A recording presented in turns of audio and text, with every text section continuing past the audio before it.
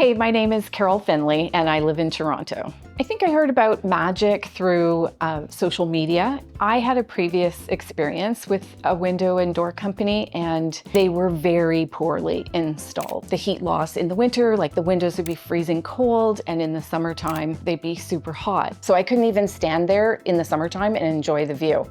But this is the first summer that I've been actually able to have the blind up in the heat of the afternoon because there's no heat coming in through this window. I've actually touched it several times to make sure that it's not hot, and it's not. It's incredible. On my main floor, I got windows that are fixed. They don't open, and I did that for security reasons. And then on my second floor, I did window wall to have the retractable screens. I really appreciate that. And I did do the double casement window on the second floor. If the quality and the level of service don't match what you've been sold in the beginning, then you're gonna have really upset clients, and you're gonna have clients that won't come back and they won't refer you. It's the same thing in real estate sales.